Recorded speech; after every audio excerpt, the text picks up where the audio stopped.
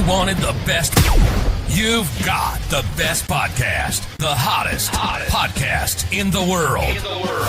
The Chris Voss Show, the preeminent podcast with guests so smart you may experience serious brain bleed. The CEOs, authors, thought leaders, visionaries, and motivators.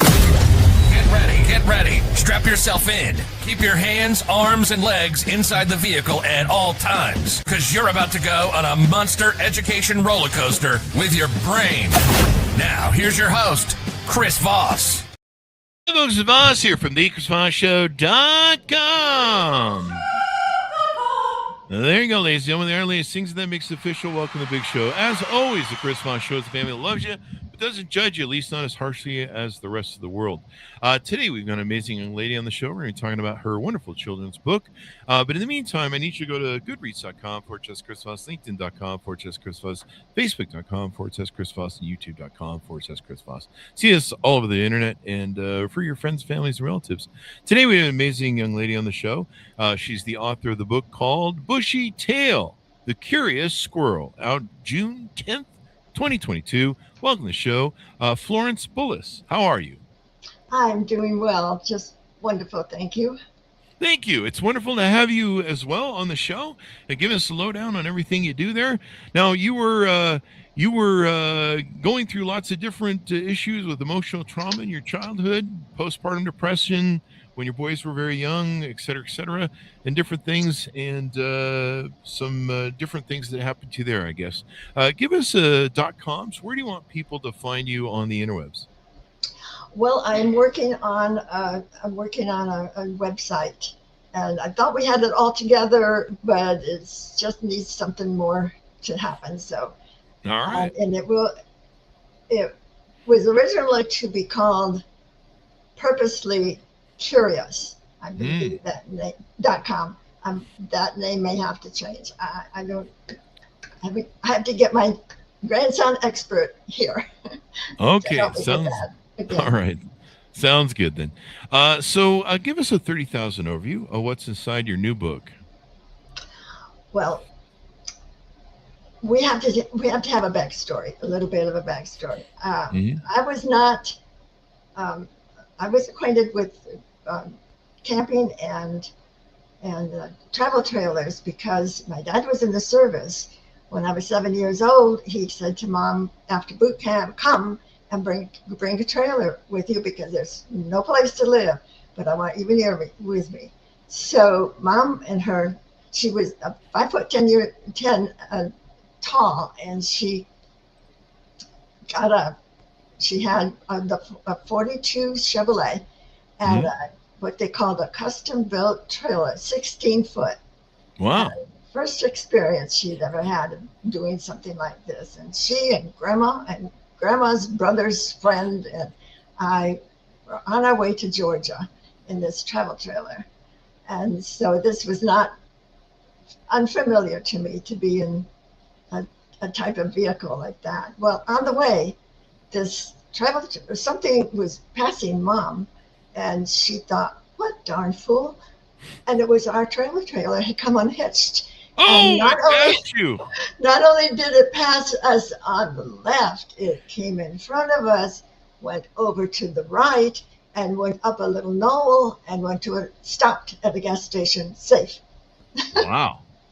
That is wild. We thought angels must have been in charge of that one. There you go. Yeah. Then maybe you guys are just driving too slow, and that trailer had places to go, man. It was like, I'm out of here. I got things to do. You guys are holding me back. And but that's pretty wild. Now, that story there, does that incorporate with the book? No, not really. I did a separate story for my granddaughter and grandchildren. There you go. That sounds like a storybook maybe in and of itself. The trailer that wouldn't stay hitched. There you go. I gave you the title right there. The trailer. That could be like the train that couldn't say no or something. I don't know what the train, I don't know. But the trailer that couldn't stay hitched. And, he didn't like the people that are pulling his trailer. So he went in search of better people to pull his trailer. I don't know what that means. A mind of its own. There you go. Mind of its own. Now, you've written several books I'm seeing here on Amazon. How many books do you have? I have six. Six. Actually, one of them is out of print. I don't know what happened to that one, but I have five that are accessible. And yes, they are faith-based. And just, I fully believe they were inspired by the experiences that we had, that I had with my family. And they needed to be written down. I was a journaler, and continually journaled all my experiences. And one of the reasons was when I was under treatment, my memory was affected for a time. And I wanted to be sure that I remembered the right things, the good things in life, and the things that I could share with my children again if they didn't remember them or didn't know about them, and know that God is very present in our lives as I raised them. There you go. There you go. Well, it's important to have these things going on in your life as well. Now, tell us about, this is your first children's book, right? This is kind of break away from what you normally write about. You mentioned you write about religious, spiritual topics. Who is this bushy tail, the curious squirrel, and get us up to speed on this protagonist? Well, my husband and I recovered from our health issues about 3 years later, and he wanted to go to South to live. So he achieved a job in Florida. And we sold our house in Erie, Pennsylvania. Then we bought a Conestoga-style camper, and knew because we bought a house in Florida, and we knew that we would have to wait 6 weeks to occupy the house. So that was our answer. So off to Florida we went with the two older boys. They were with us, and we came to the camper. We came to the campground that had an orange grove on it as well. This one little squirrel just caught our attention. We didn't see any other squirrels, just this one squirrel. Or maybe it was different squirrels and only one at a time. We don't know for sure. But he was bold, and he was brazen, and he just wanted to know what was happening to his world. They're wonderful creatures, huh? The squirrels. They're fascinating. Yeah, they're pretty busybodies too. But they got to watch out for stuff. They got to try and eat. They got to watch out for hawks and other dangerous things, probably snakes or something out in their environment. So, why did you choose him? Is it just something you always were enthralled with, or you thought it might make a great story? What was the reason you chose him? Well, once again, I journaled after the experience on camping for so long. And I knew that I just packed him away for decades. I knew somehow it was kind of my first effort of just pulling something all together as a book. And I enjoyed nature, and I wanted to encourage my children to enjoy nature as well. So actually my oldest son loved to go snake hunting, and I was scared to death of snakes. So, but I didn't try to talk him out of it. I just prayed protection over him, and he didn't kill them or mistreat them or anything. And every so often he'd bring one home, and so we dealt with that. There you go. And so you combine this with a little fiction and a bit of non-fiction in poetic form. Yes. From a squirrel's point of view with humor and excitement. How hard was it to do that? Was it pretty easy to do, and designing the things? Like some authors have their characters talk to them and tell them, what they're up to, and they write it down, and some people have to create it from their own imagination. Tell us how your process there. It just came. It flowed. It was that easy at times. And I do believe it's the spirit that prompts our own spirits to just kind of open up and lay it out for us. There you go. Well, what prompted you to publish it now, after you've been kind of known the story for a long time? I'm sorry. What prompted you to publish it now after, having this story in your head for so many years? Well, after I published the other books, and through some difficult times, even like my second husband was in a wheelchair, and I did the 3 books then. I don't. I think it was the illustrations. I didn't know who and how to go about the illustrations that held me back from working with Chitel. But I have a friend now, a prayer partner in Georgia, and we frequently talk together. And she is an artist, and she did the illustrations for me. Mm-hmm. There you go. And good to have an artist to help you out, huh? Yes, really is. There you go. So the Bushy Tail Tales, do you see a future of additional books, maybe a series on the Bushy Tails?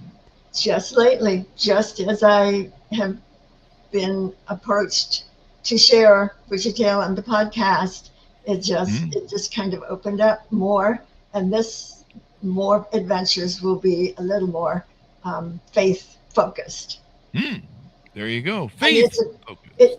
I seem to be able to open up the Sunday school class with Bushy Tail, and we have a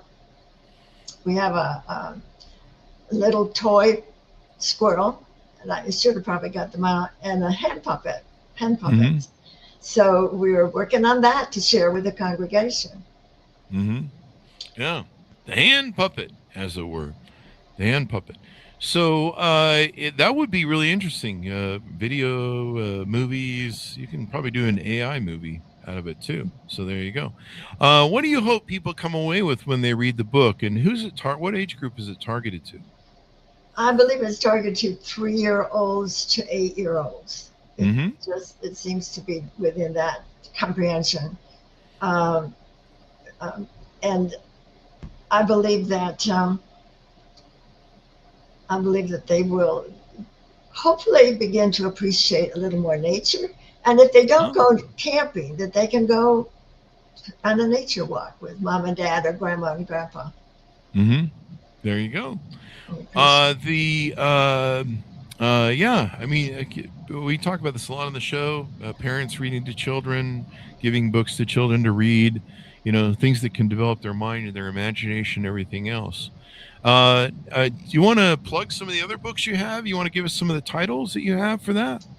Yes. My first book, autobio, is Vision of Two Ships. And as I was recovering, and one aspect of recovery was a vision that I felt the Spirit had given to me. It was about a ship. Finally a shipwreck and recovery island kind of thing, waiting for the rescue. And I felt like it was like a secular introduction perhaps to the book of Revelation, and something similar to that. And so I put that in poetic form, and it's in at least three of my books, poem or elaborated. I have 2 versions of it. Oh, wow. There you go. And when did you start writing? When did you first get interested in this?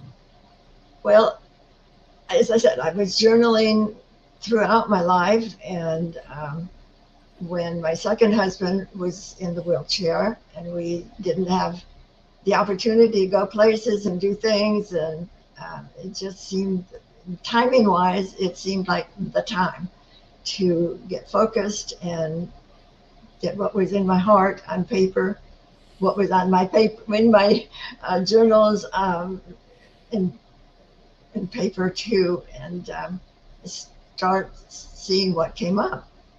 There you go. And so now you've written all these books, and maybe this is a new thread to go on. Is there any future books that you currently have that you're working and all that sort of good stuff? I keep writing. I keep writing on my computer things that could become a book. But right now, it seems like I should focus on attempting to get these books out into the world. Oh yeah, you definitely got to do the marketing part too. Right. That's just one of those things. You got to do the marketing, you got to do all that stuff. So, yeah, that's one of the things. You can't just write a book and put it out. You got to do all the marketing stuff. So there you go. Yeah, I was a better writer than a speaker, and now I know I've got to be a speaker yeah, as well. most definitely. And so you're doing a lot of that. Do you do anything else? Do you do any coaching, consulting, anything along those lines? Yes, as the Spirit of the Lord gives me opportunity to connect with people one-on-one, I attempt to encourage them with the scripture and with my experiences, and just the knowledge that good things can still happen in the midst of difficulties. There you go. And why is it important to have that kind of hope where you believe in that sort of thing? Oh, we stay in darkness when we can't hope for something better, and that we can't trust that God's got it and there's something more, there's something better. This is all part of our testimony. We can move forward with that, and it will turn out okay in the end. There you go. There you go. Well, hope is the thing that excels on this earth and makes everybody, want to strive forward, and that things might get better. So that's always good to have, as well. What do you enjoy about writing? Do you use a process where maybe you write an hour a day or do different things that way? Yes, there are periods of time like seasons Mm-hmm. that I'm ready to write, and it flows, and um, then I set it aside. Sometimes I go back and add more to it. Sometimes I just share it as it is with my group, my prayer group, and Bible study groups. And I'm involved with 3 churches in not a heavy duty, deep way, but as we have opportunities to come together, I'm able to share these things and the thoughts that I feel are inspired by the Spirit. There you go. There you go. It's good to have that. It's good to have that. So as we move along, what's some advice you give to other writers, any potential authors or current authors out there from your experience of writing the number of books you have? Well, the important thing is we've got to set aside time to organize our thoughts, to plan out our chapters, even if we do more than we think we're going to plan, and to believe in yourself and stay with it. Know that you've got something to share with people that they may not have thought about or haven't remembered, that can get us over the difficult times in life, and know that we can move on. Yeah, definitely. We can move on. There's always hope. Do you think that story comes through in the Bushy Tail book? I'm not sure. I hope so, because when I finish the series, it will. There you go. Now, do you have a planned number of books that you're going to have in the series and all? So far, they're short stories, and Okay. the adventures of Bushy Tail and Chatter, who is Bushy Tail's mate. Yeah. It'll be interesting to see. People love series. They love characters they can follow and all that good stuff. So there you go. There you go. Well, it's been interesting to have you on. Anything more you want to promote before we go out? Well, I know that Welcome Holy Spirit is a very simple devotional booklet for, especially for Pentecost, between the season between Easter and Pentecost, and it is something that I didn't know anything about, and I was raised in a mainline church. Knew very little about the Holy Spirit and the gifts of the Spirit, and this is a light introduction. It would even work for young adults as well as more mature adults, and I believe that this is something that could be very valuable at that time of the year. There you go. There you go. Sounds like my dogs are having fun in the background there. So, all right. Well, thank you very much. Give us your .coms, your social media. Where do you want people to follow you up with you on the interwebs here? I do have Facebook. As I said, we're working on the website, and that's about it at this point. All right, there you go. And when you get that website up, give us the link so we'll put it on the Chris Voss Show so everyone can find it when they click the link and get order that. And folks, you can order it on Amazon, wherever books are sold. That's the easiest way to find it. It's called Bushy Tail, The Curious Squirrel, out June 10th, 2022 by Florence P. Bullis. Thanks to everyone for tuning in. Thank you for coming, Florence. We really appreciate it. Thank you. Thank you. And thanks, Florence, for tuning in. Go to goodreads.com/Chris Voss, LinkedIn.com/Chris Voss, Chris Voss1 on the TikTok and all those crazy places on the internet. Be good to each other. Stay safe. We'll see you next time. You've been listening to the most amazing, intelligent podcast ever made to improve your brain and your life. Warning, consuming too much of the Chris Voss Show podcast can lead to people thinking you're smarter, younger, and irresistible sexy. Consume in regularly moderated amounts. Consult a doctor for any resulting brain bleed.